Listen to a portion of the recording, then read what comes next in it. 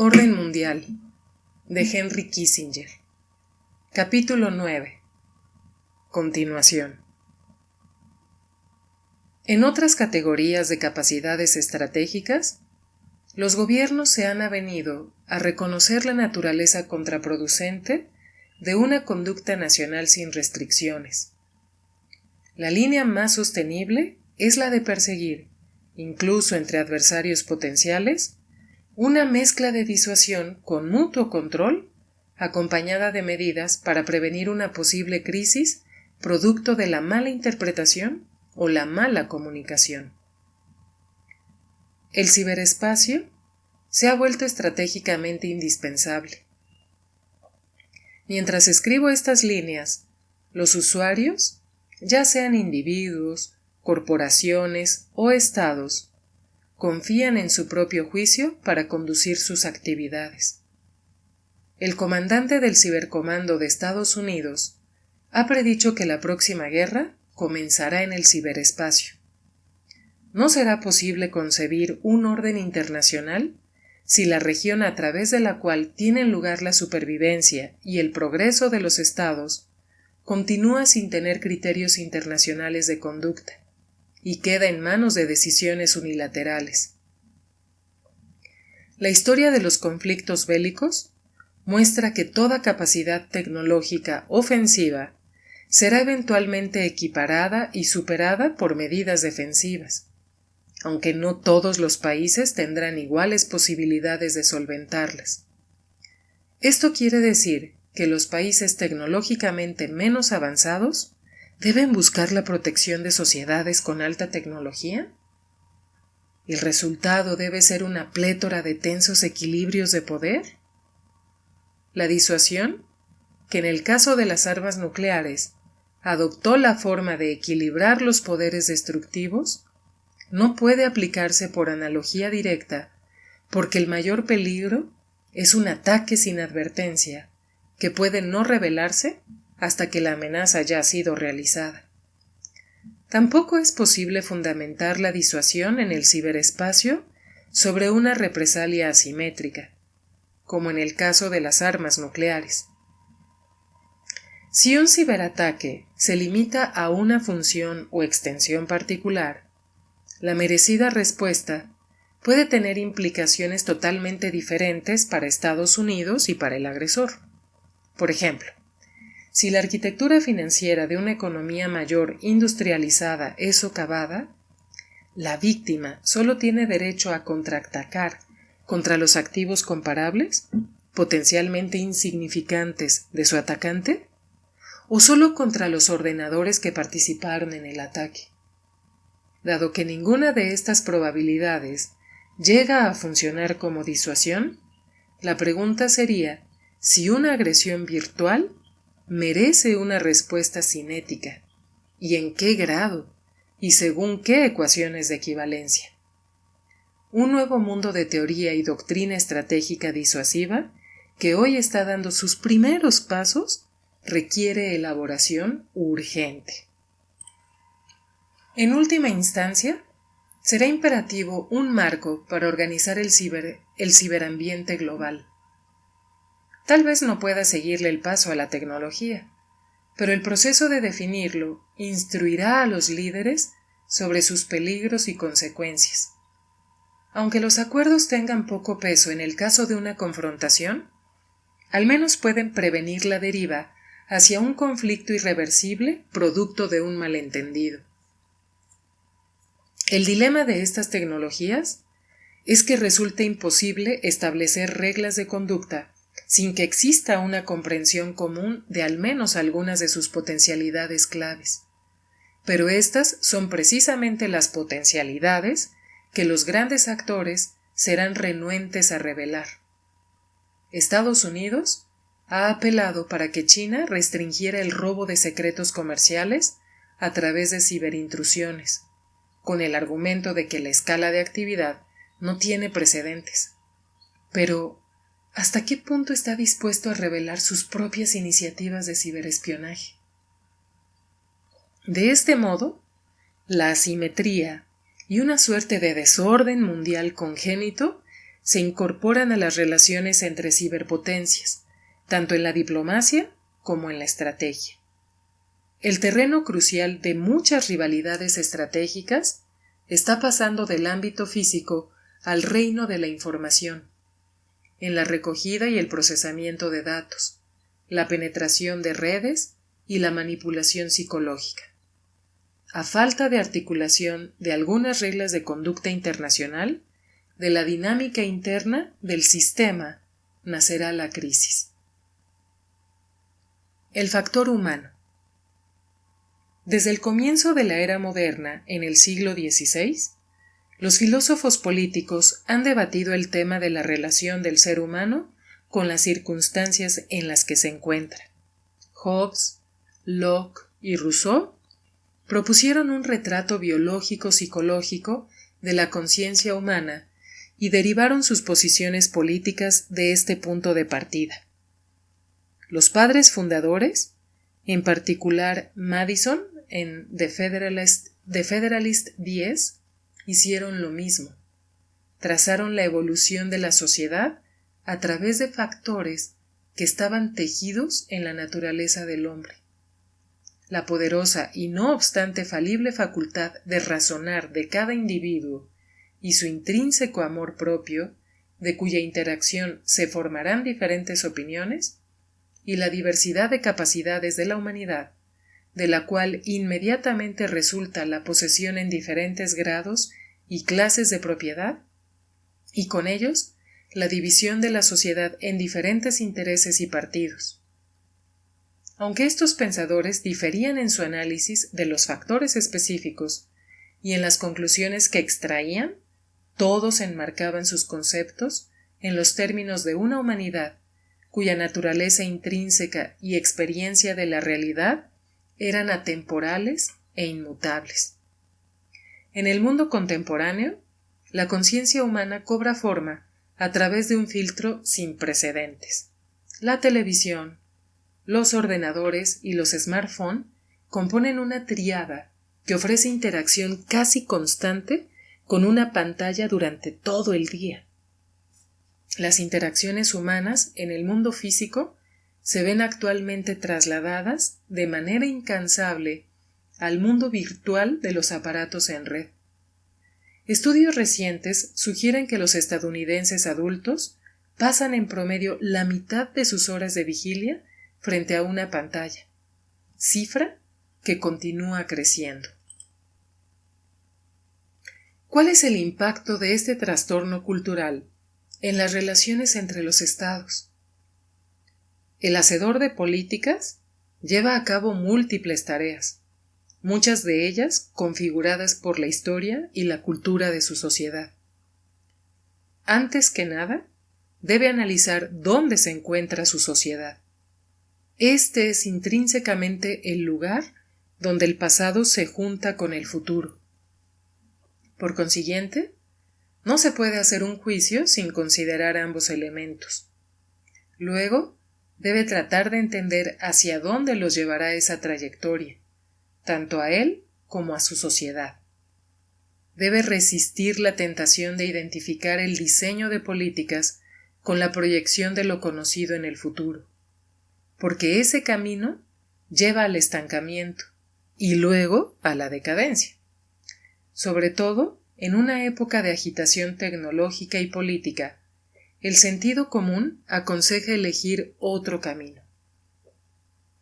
Por definición, para dirigir una sociedad desde donde está hacia donde nunca ha estado, un nuevo camino ofrece ventajas y desventajas que siempre parecerán estrechamente equilibradas.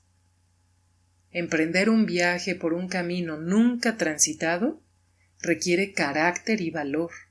Carácter, porque la decisión no es obvia. Coraje, porque será un camino solitario al principio. Y el estadista deberá luego inspirar a su pueblo para que persista en la empresa. Los grandes estadistas, Churchill, los dos Roosevelt, de Gaulle y Adenauer, poseían estas cualidades de visión y determinación. En la sociedad actual es cada vez más difícil desarrollarlas. A pesar de todos los grandes e indispensables logros que Internet ha traído a nuestra era, hace más hincapié en lo actual que en lo contingente, en lo fáctico que en lo conceptual, en valores creados por consenso antes que por la introspección. El conocimiento de la historia y la geografía no es esencial para quienes pueden obtener toda la información que deseen al respecto pulsando un botón.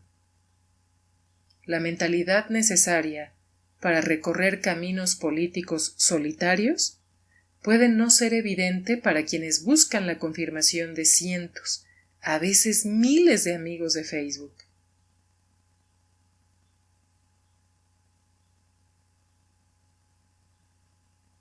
En la era de Internet, el orden mundial con frecuencia se ha equiparado con el postulado de que si la gente tiene la posibilidad de acceder e intercambiar libremente la información global, la pulsión humana natural hacia la libertad echará raíces y se autosatisfacerá, y la historia funcionará con piloto automático, por decirlo así. Pero los filósofos y los poetas han separado hace ya mucho tiempo en tres componentes el dominio de la mente: información, conocimiento y sabiduría. Internet se centra en el ámbito de la información, cuya propagación facilita exponencialmente. Se diseñan funciones incluso más complejas, incluso capaces de responder a cuestiones de hecho que en sí mismas no son alteradas por el paso del tiempo. Los motores de búsqueda pueden manejar cuestiones crecientemente complejas con creciente velocidad. Pero el exceso de información, por paradójico que parezca, puede inhibir la adquisición de conocimiento y apartar la sabiduría todavía más lejos de lo que estaba antes. El poeta T.S. Eliot lo captó en sus coros de La Roca. ¿Dónde está la vida que hemos perdido viviendo? ¿Dónde la sabiduría que hemos perdido en el conocimiento? ¿Dónde el conocimiento que hemos perdido en la información? Los hechos rara vez se explican por sí solos. Su significado, análisis e interpretación, al menos en el mundo de la política exterior, dependen del contexto y de las relaciones. En la medida en que cada vez se tratan más temas como si fueran de naturaleza fáctica, se establece la premisa de que para cada pregunta debe haber una respuesta investigable, de que los problemas y las soluciones no son tanto para ser pensados, sino para ser buscados.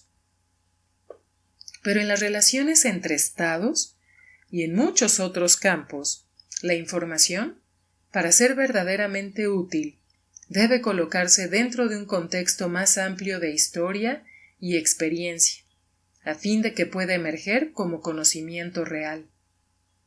Y una sociedad es afortunada si sus líderes son capaces de elevarse ocasionalmente al nivel de la sabiduría. La adquisición de conocimiento a través de los libros aporta una experiencia diferente de Internet.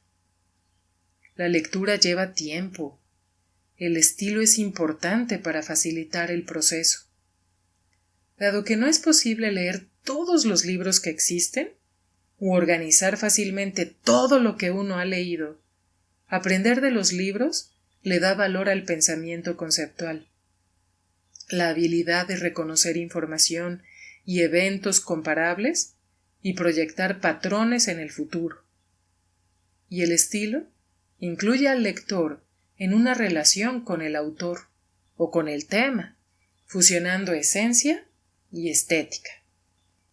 Tradicionalmente, otra manera de adquirir conocimiento ha sido a través de las conversaciones personales. La discusión y el intercambio de ideas ha aportado durante milenios una dimensión emocional y psicológica al contenido factual de la información intercambiada, y todavía aporta intangibles de convicción y personalidad. Ahora, la cultura de los mensajes de texto produce una curiosa renuencia a involucrarse en la interacción cara a cara, especialmente en la relación entre dos. Hasta cierto punto, el ordenador ha resuelto el problema de adquirir, preservar y recuperar información. Efectivamente puede almacenarse información en cantidades ilimitadas y de una forma manejable. El ordenador vuelve accesible un espectro de información imposible de obtener en la era de los libros. La empaqueta de una manera eficaz. El estilo ya no es necesario para volverla accesible, tampoco memorizarla. Para tratar con una sola opción separada de su contexto, el ordenador aporta herramientas inimaginables, incluso una década atrás. Pero también empobrece la perspectiva, puesto que la información es tan accesible y la comunicación instantánea, disminuye la focalización en su importancia, o incluso en la definición de lo que es importante. La dinámica puede estimular a los hacedores de políticas a esperar que surja un tema en vez de anticiparlo, y a considerar los momentos de decisión como una serie de eventos aislados antes que como partes de un continuum histórico. Cuando sucede esto, la manipulación de la información reemplaza a la reflexión como principal herramienta política. Del mismo modo, Internet tiene tendencia a disminuir la memoria histórica. El fenómeno ha sido descrito como sigue.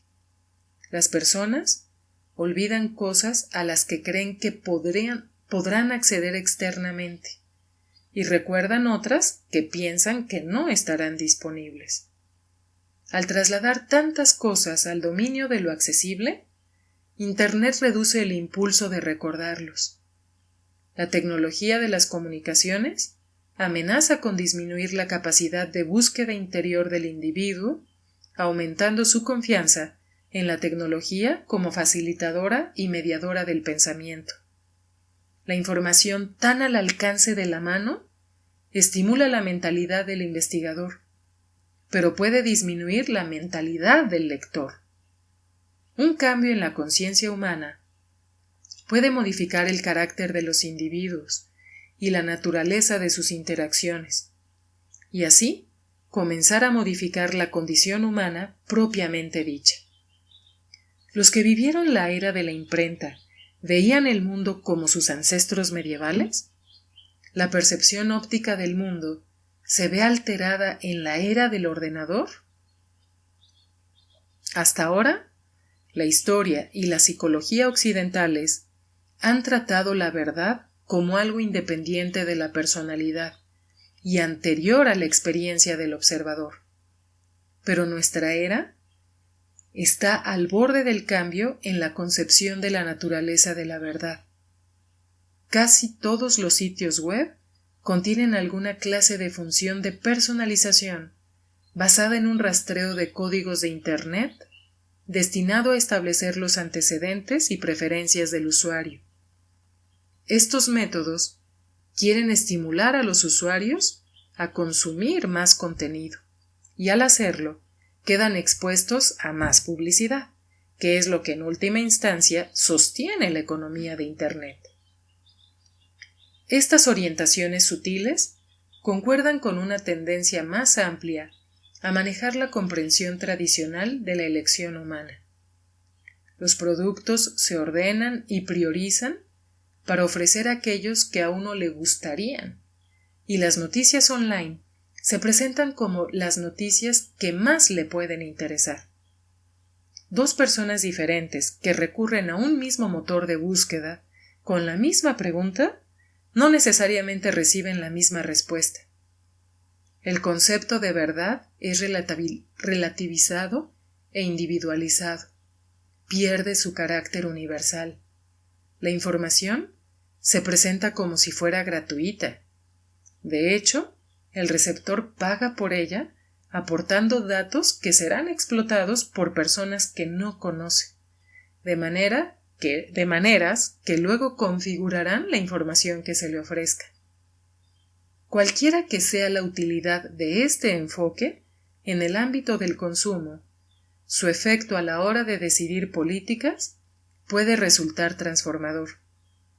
Las difíciles elecciones en las decisiones políticas siempre son solitarias. ¿Dónde, en un mundo de redes sociales ubicuas, encuentra espacio el individuo para desarrollar la fortaleza de tomar decisiones que por definición no pueden estar basadas en un consenso? El dicho de que los profetas no son reconocidos en su propia época es verdad, en tanto operan más allá de la concepción convencional. Eso es lo que los vuelve profetas. En nuestra era, el tiempo técnico de los profetas podría haber desaparecido. La búsqueda de transparencia y conectividad en todos los aspectos de la existencia, al destruir la privacidad, inhibe el desarrollo de personalidades con la fuerza de tomar decisiones solitarias. Las elecciones estadounidenses, sobre todo las elecciones presidenciales, representan otro aspecto de esta evolución. Se ha sostenido que en 2012 las campañas electorales tenían archivos sobre unas decenas de millones de votantes potencialmente independientes. Extraídos de las redes sociales, de archivos abiertos al público y de los registros médicos, estos archivos ofrecían un perfil probablemente más preciso que el propio involucrado hubiera podido hacer de memoria. Esto permitía a los responsables de las campañas elegir la tecnología más adecuada en cada caso. Una visita personal de amigos ya afiliados, también encontrados vía Internet, cartas personalizadas extraídas de las redes sociales o encuentros grupales. Las campañas presidenciales están a punto de transformarse en competencias mediáticas entre operadores de Internet. Lo que alguna vez fueron debates sustantivos sobre el contenido de la actividad del gobierno se reducirá a los candidatos convertidos en portavoces de un intento de marketing perseguido por medios cuya intrusividad habría sido considerada cosa de ciencia ficción apenas una generación atrás. El papel principal de los candidatos podría pasar a ser recaudar fondos en vez de elaborar programas. El esfuerzo de marketing pretende expresar las convicciones del candidato o las convicciones que expresa el candidato son reflejo de una investigación de Big Data sobre probables preferencias y prejuicios de los individuos. La democracia puede evitar evolucionar hacia un resultado demagógico basado en una apelación emocional a las masas, en vez de ser el proceso razonado que imaginaron los padres fundadores. Si la brecha entre las cualidades requeridas para la elección y las cualidades esenciales para ocupar el cargo se vuelve demasiado ancha, podría perderse ese conocimiento conceptual y ese sentido histórico que deberían ser parte de la política exterior, o el cultivo de estas cualidades podría ocupar tanto tiempo en el primer mandato de un presidente como para impedirle desarrollar su papel de liderazgo de Estados Unidos.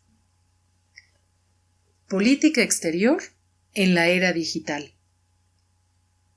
Los observadores atentos han visto las transformaciones globalizadoras anunciadas por el surgimiento de Internet y la tecnología informática más avanzada como el comienzo de una nueva era de empoderamiento popular y progreso hacia la paz. Dan la bienvenida a la capacidad de las nuevas tecnologías para facultar al individuo e impulsar la transparencia, ya sea a través de la denuncia de abusos por parte de las autoridades o de la erosión de las barreras culturales de malentendido. Los optimistas señalan, algo justificadamente, los asombrosos nuevos poderes de comunicación obtenidos a través de las redes globales instantáneas. destacan la habilidad de las redes de ordenadores y los aparatos inteligentes para crear nuevas eficiencias sociales, económicas y medioambientales. Esperan solucionar problemas técnicos previamente insolubles, empleando la capacidad intelectual de las multitudes conectadas en red. Una línea de pensamiento sostiene que principios similares de comunicación en red, aplicados correctamente al dominio de los asuntos internacionales, podrían ayudar a resolver problemas de conflicto violento de larga duración. Rivalidades étnicas y sectarias tradicionales podrían quedar silenciadas en la era de Internet, postula esta teoría, porque la gente que intenta perpetuar mitos sobre la religión, cultura, etnicidad o cualquier otra cosa tendrá que luchar para mantener sus historias a flote en un mar de destinatarios mucho mejor informados. Con más datos, todos ganan un mejor marco de referencia. Será posible apaciguar rivalidades nacionales y resolver disputas históricas porque con los dispositivos tecnológicos, plataformas y bases de datos que tenemos hoy, será mucho más difícil para los gobiernos en el futuro negar acusaciones de este tipo, no solo por la permanencia de las pruebas, sino porque todos los demás tendrán acceso a las mismas fuentes documentales.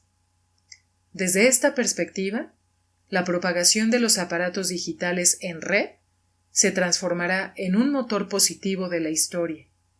Las nuevas redes de comunicación limitarán los abusos, suavizarán las contradicciones sociales y políticas y ayudarán a que partes hasta ahora desunidas se unan en un sistema global más armonioso. El optimismo de esta perspectiva reitera los mejores aspectos de la profecía de Woodrow Wilson de un mundo unido por la democracia, la diplomacia transparente y reglas comunes. Como modelo de orden político o social, también plantea algunas de las mismas preguntas que la visión original de Wilson sobre la distinción entre lo práctico y a lo que aspira. Desde los albores de la civilización, ha habido conflictos dentro de las sociedades y entre ellas. Las causas de estos conflictos no se han limitado a la falta de información o la habilidad insuficiente para compartirla. Han surgido no solo entre sociedades que no se comprenden mutuamente, sino incluso entre aquellas que se entienden demasiado bien. Aun con la misma fuente documental que examinar, los individuos han disentido sobre su significado o sobre el valor subjetivo de lo que describe. Allí, donde los valores, los ideales o los objetivos estratégicos están en contradicción fundamental, la exposición y la conexión pueden en ocasiones alimentar las confrontaciones tanto como mitigarlas. Las nuevas redes sociales y de información incentivan el crecimiento y la creatividad, permiten que los individuos expresen sus opiniones y refieran injusticias que de otro modo podrían pasar inadvertidas.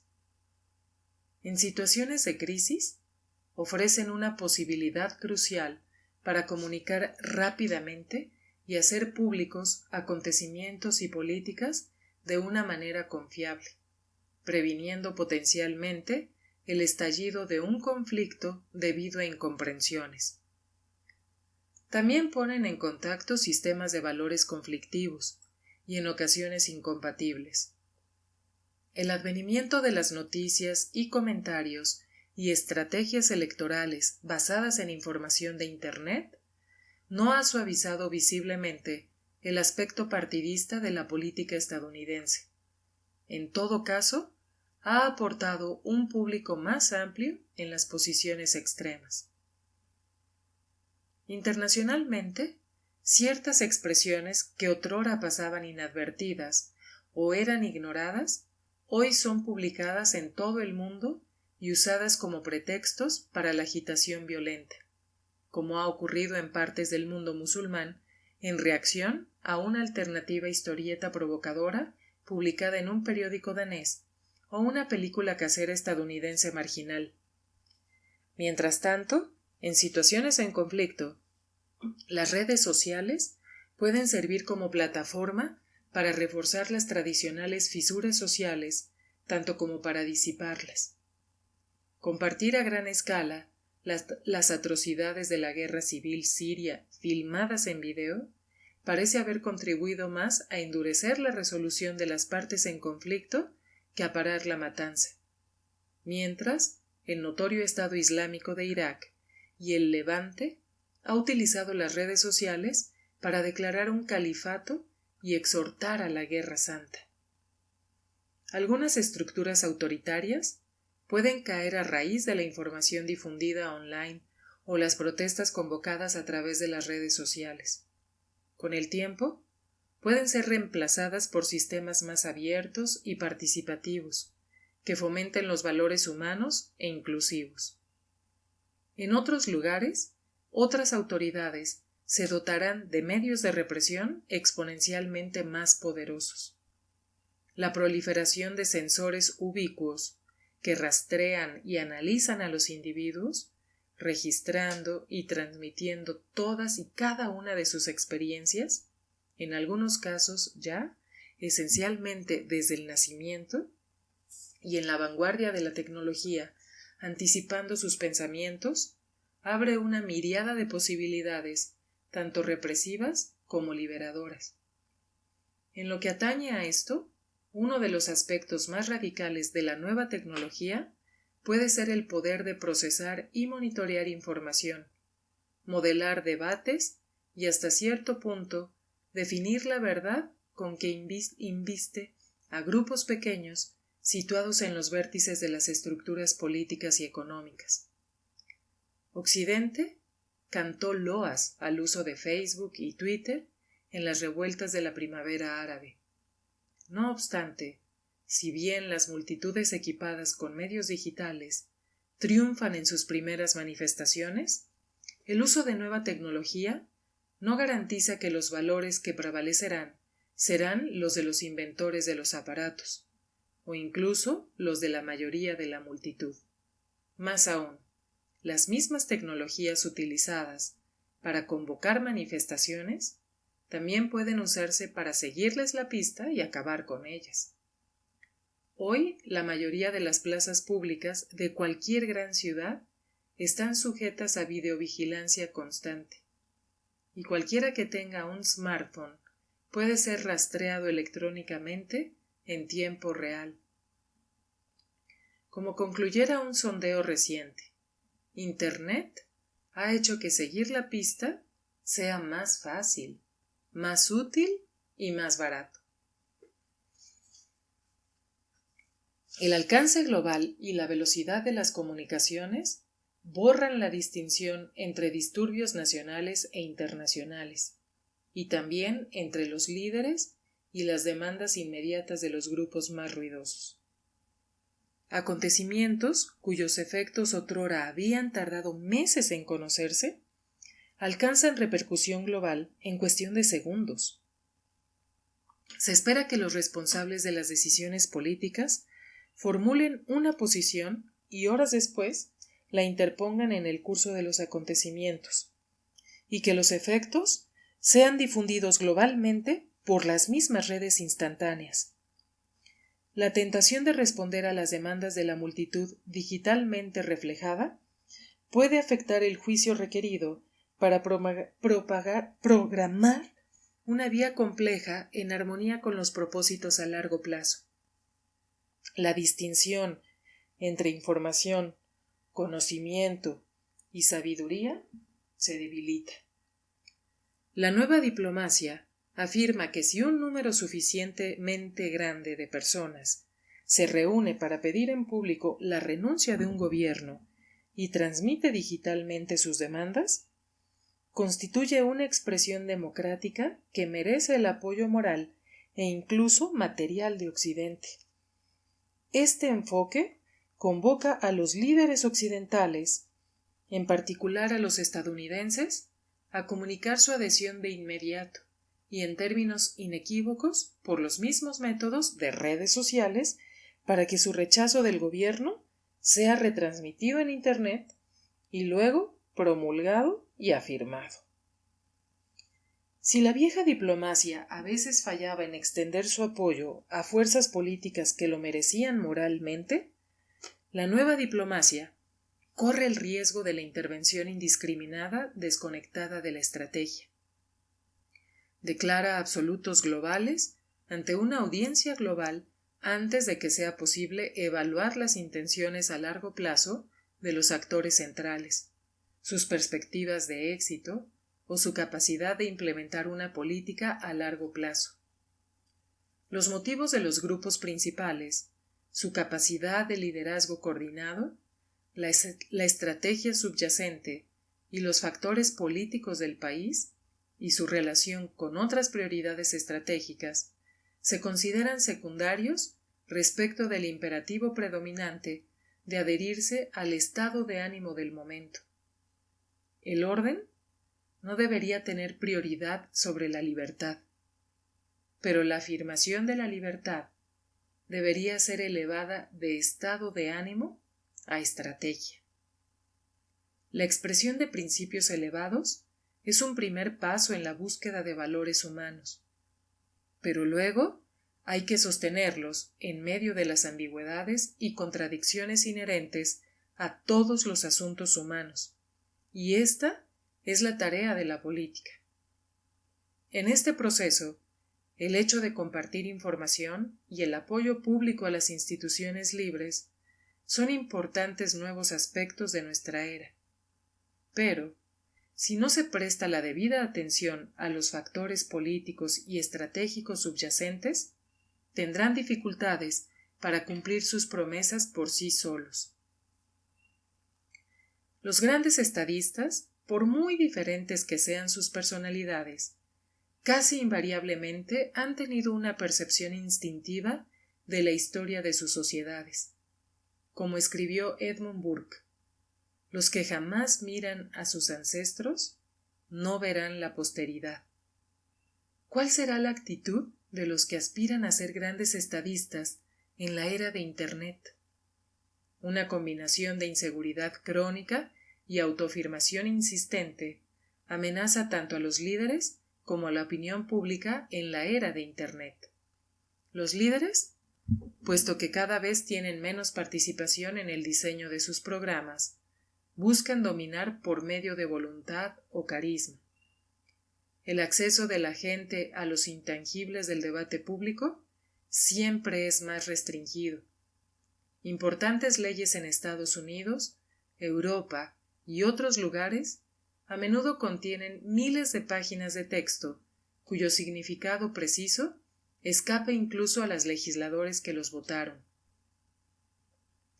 Generaciones previas de dirigentes occidentales han desempeñado su papel democrático reconociendo que el liderazgo no consistía simplemente en poner en práctica los resultados de las encuestas públicas sobre una base diaria.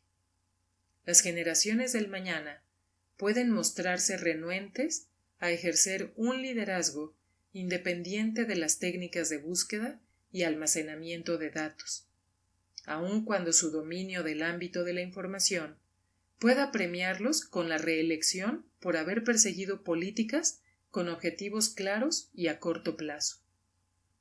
En este contexto, los participantes en el debate público corren el riesgo de dejarse llevar por lo que pide el ánimo del momento antes que por argumentos razonables. El tema que ocupa el centro de la atención es inculcado diariamente en la conciencia del destinatario por personajes cuyo estatus depende directamente de su capacidad dramática. Los que participan en las manifestaciones públicas rara vez se reúnen en torno a un programa específico. Más bien, muchos buscan el estímulo de un momento de exaltación y piensan que su papel en el acontecimiento consiste primordialmente en participar en una experiencia emocional. Estas actitudes reflejan en parte la complejidad de definir una identidad en la era de las redes sociales. Acogidas como un avance en las relaciones humanas, las redes sociales estimulan a compartir la máxima cantidad de información, personal o política. Las personas son alentadas, por petición expresa, a postear sus actos y pensamientos más íntimos en sitios web públicos dirigidos por compañías cuyas políticas internas son, incluso cuando se hacen públicas, mayormente incomprensibles para el usuario común. La información más sensible solo es accesible a los amigos, que en la práctica pueden ser miles. La meta es la aprobación. De no ser por ese objetivo, compartir información personal no sería una práctica tan difundida y a veces tan discordante. Solo las personalidades muy fuertes pueden resistir los juicios desfavorables digitalmente añadidos y amplificados de sus pares. Se busca el consenso, menos por el intercambio de ideas que por el compartir emociones. Los participantes tampoco pueden evitar verse afectados por la exaltación de plenitud que implica ser miembro de una multitud de personas que aparentemente piensa igual. Estas redes serán acaso la primera institución libre de abuso ocasional y por ende libre de los tradicionales peros y contraperos de la historia humana?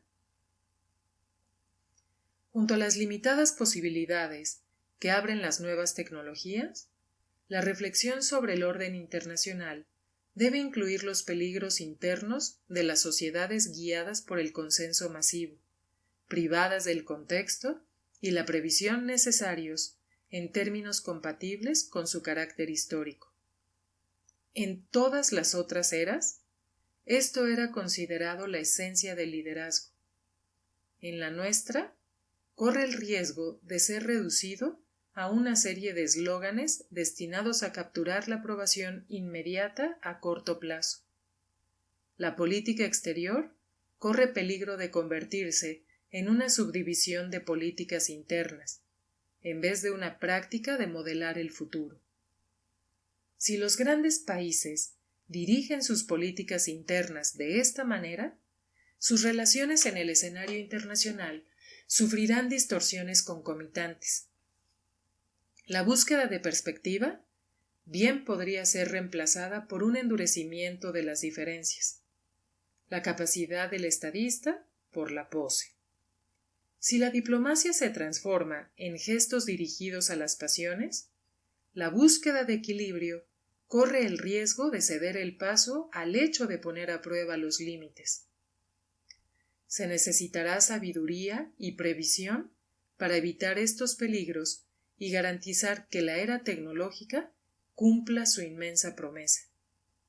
Necesita profundizar en su propio interés por lo inmediato a través de una mejor comprensión de la historia y la geografía. La tarea no es solo o incluso primordialmente un asunto de la tecnología. La sociedad necesita adaptar su política educativa a imperativos últimos en la dirección del país a largo plazo y en el cultivo de sus valores. Los inventores de los aparatos, que tanto han revolucionado las maneras de recabar y compartir información, pueden hacer una aportación idéntica, si no mayor, diseñando medios que permitan profundizar a sus fundamentos conceptuales. En el camino que lleva al primer orden mundial verdaderamente global, los grandes logros humanos de la tecnología deben fundirse con los poderes realzados del juicio humano, trascendente y moral. Conclusión. ¿Orden mundial en nuestra época? En las décadas que siguieron a la Segunda Guerra Mundial, parecía que estuviera a punto de nacer una sensación de comunidad global. Las regiones industrialmente avanzadas del mundo estaban exhaustas a causa de la guerra. Las regiones subdesarrolladas comenzaban sus procesos de descolonización y redefinición de sus identidades. Todos necesitaban cooperación antes que confrontación. Y Estados Unidos, preservado de las devastaciones de la contienda, por cierto, fortalecido por el conflicto en su economía y su confianza nacional, se lanzó a poner en marcha ideales y prácticas que consideraba aplicables al mundo entero. Cuando Estados Unidos alzó la antorcha del liderazgo nacional, añadió una nueva dimensión a la búsqueda de un orden mundial. En tanto nación explícitamente fundada sobre una idea de gobierno libre y representativo, identificó su propio ascenso con la extensión de la libertad y la democracia, y atribuyó a estas fuerzas la capacidad de alcanzar esa paz justa y duradera que hasta entonces había eludido al mundo.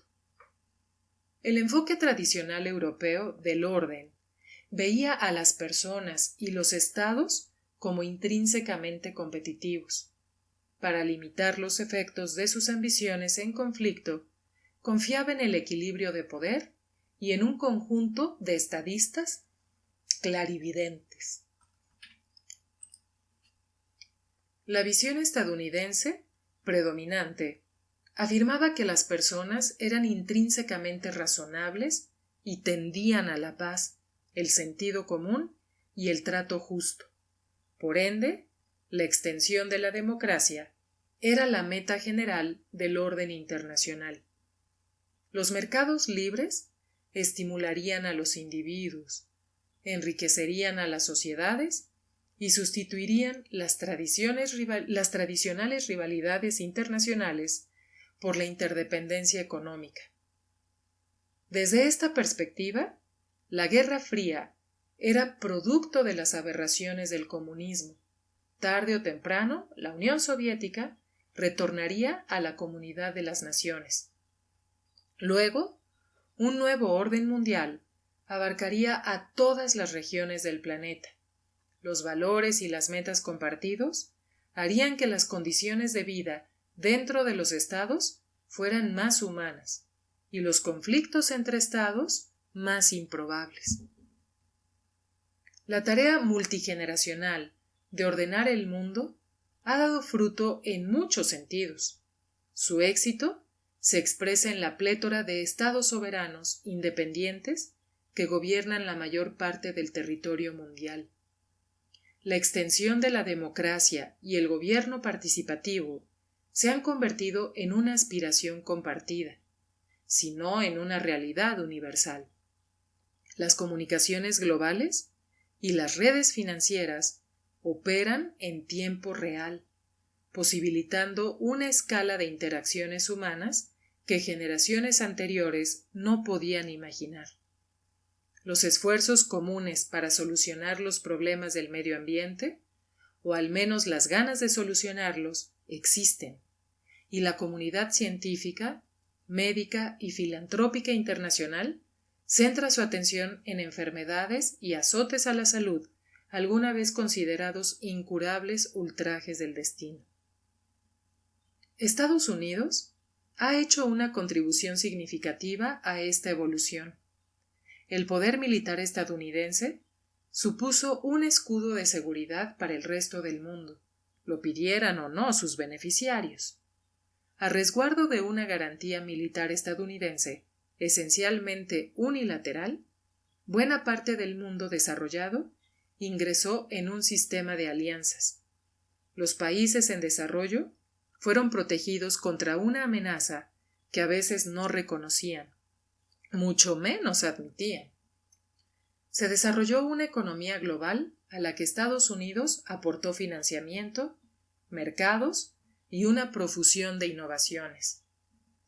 El periodo comprendido desde quizá 1948 hasta el cambio de siglo marcó un breve momento en la historia humana en que se pudo hablar de un orden mundial global incipiente, compuesto por una mezcla de idealismo estadounidense y conceptos tradicionales de equilibrio de poder.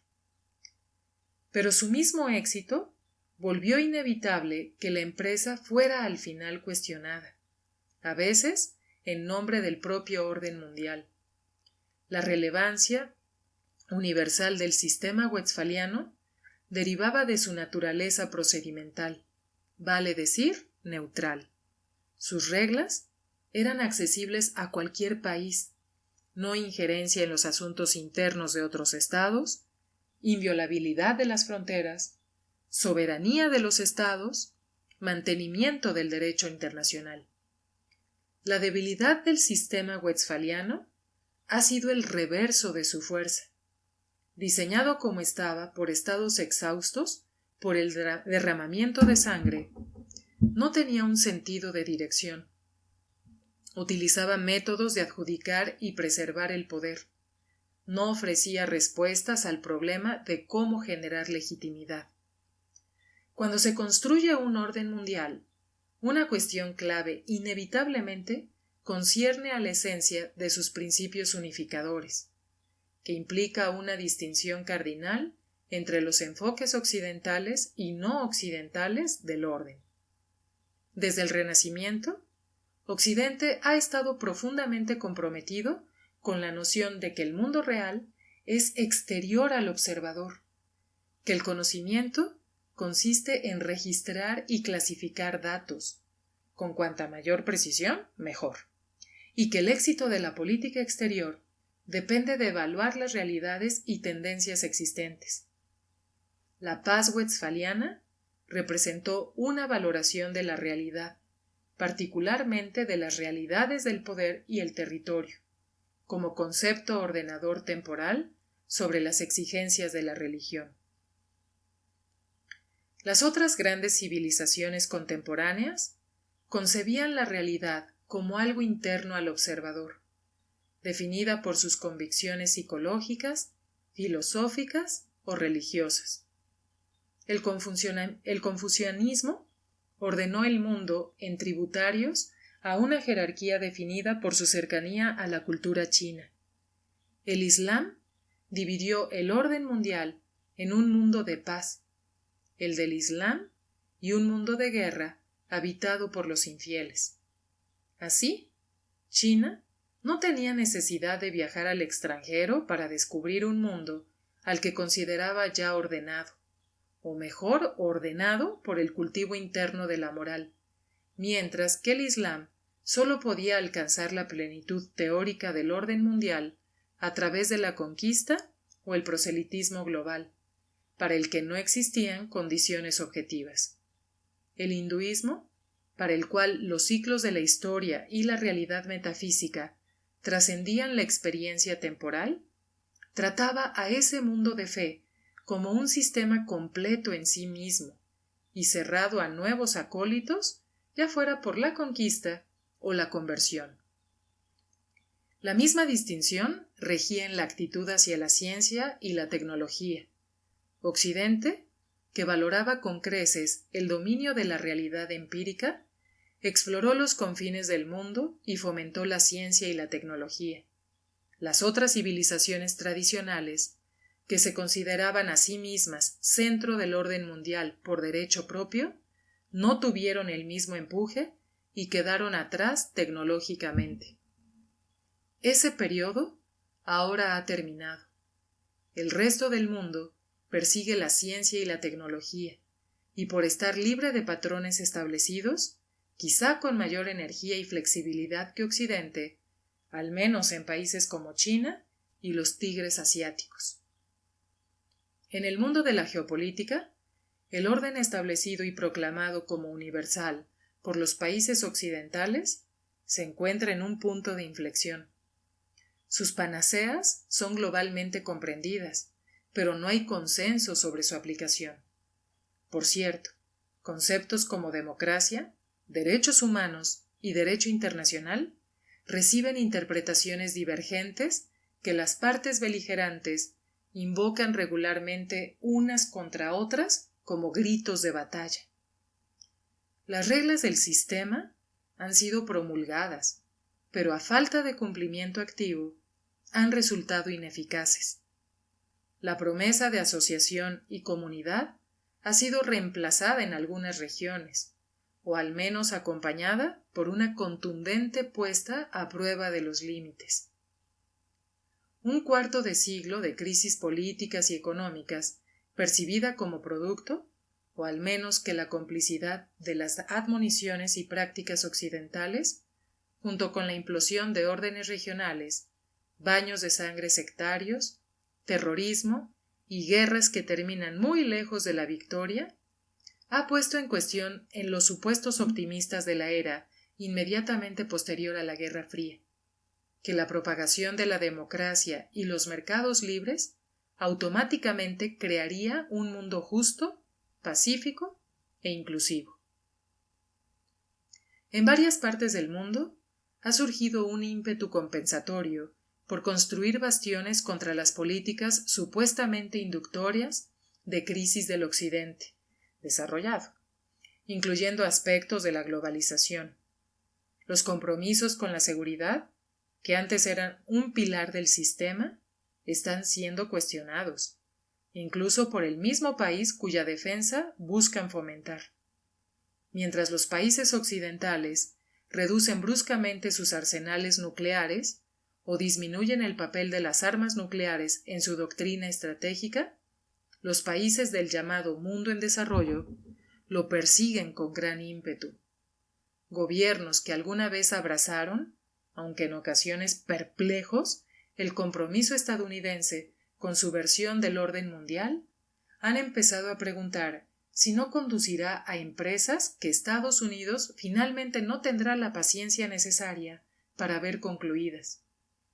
Desde esta perspectiva, la aceptación de las reglas occidentales del orden mundial está enlazada con elementos de responsabilidad impredecible, una interpretación que condujo a la conspicua disociación de algunos aliados tradicionales de Estados Unidos. Por cierto, en algunos lugares, el incumplimiento de normas universales, como los derechos humanos, procesos justos o la igualdad de las mujeres, por considerárselas distintivamente preferenciales del Atlántico Norte, es visto como una virtud positiva y núcleo de todos los sistemas de valores alternativos. Formas identitarias más elementales son celebradas como bases de esferas de interés excluyentes. El resultado no es simplemente una multipolaridad de poder, sino un mundo de realidades crecientemente contradictorias. No debe suponerse que si no se les presta atención, estas tendencias remitirán automáticamente en algún momento a un mundo de equilibrio y cooperación, o incluso a ninguna clase de orden. La evolución del orden internacional. Todo orden internacional debe afrontar tarde o temprano el impacto de dos tendencias que desafían su cohesión, o la redefinición de la legitimidad o un cambio significativo en el equilibrio de poder. La primera tendencia se manifiesta cuando los valores subyacentes a los acuerdos internacionales se ven alterados fundamentalmente, abandonados por aquellos que tenían a su cargo mantenerlos o derrocados por la imposición revolucionaria de un concepto alternativo de legitimidad.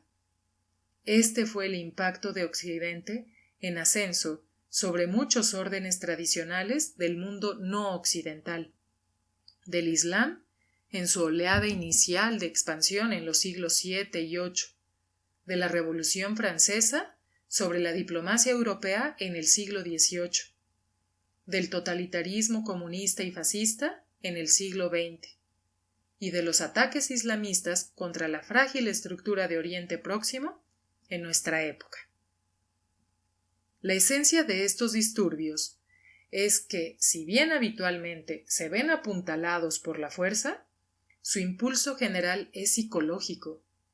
Quienes son atacados se ven desafiados a defender no solo su territorio, sino los presupuestos básicos de su modo de vida, su derecho moral a existir y a actuar de una manera que hasta ese momento era incuestionable. La tendencia natural, sobre todo entre los dirigentes de sociedades pluralistas, es acercarse a los representantes de la revolución, con la esperanza de que en realidad quieran negociar de buena fe sobre las premisas del orden existente y llegar a una solución razonable.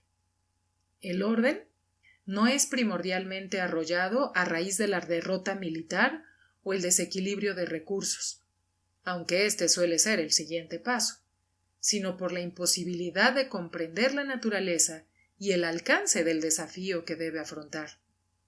En este sentido, la prueba definitiva de las negociaciones nucleares con Irán será verificar si la afirmación iraní de la voluntad de resolver la cuestión conversando es un cambio estratégico o una argucia táctica en pos de una política ya predominante, y si Occidente maneja lo táctico como si fuera un cambio estratégico de dirección. La segunda causa de crisis del orden internacional se da cuando no puede encajar un cambio importante en las relaciones de poder.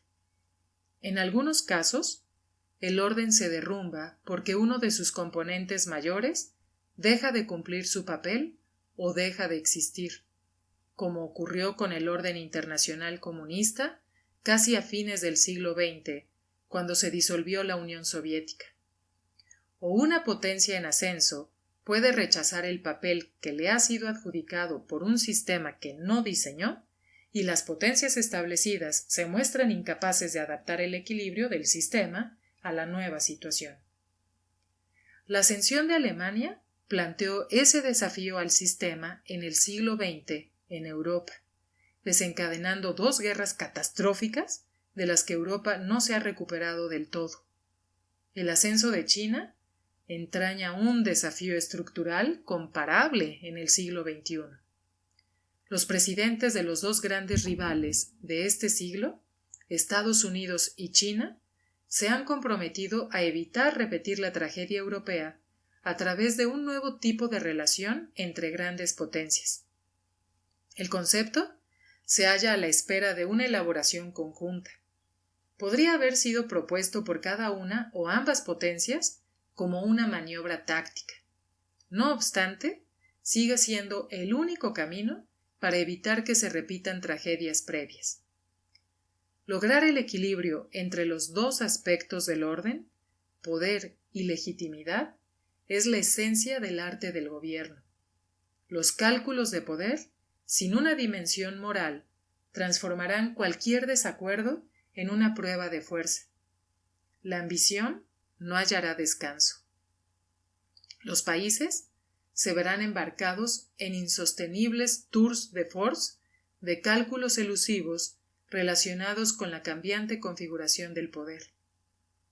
Por otra parte, las proscripciones morales que no se preocupan por el equilibrio tienden a la cruzada o a desarrollar políticas impotentes que invitan a cuestionarlas. Los dos extremos ponen en peligro la coherencia del orden internacional mismo.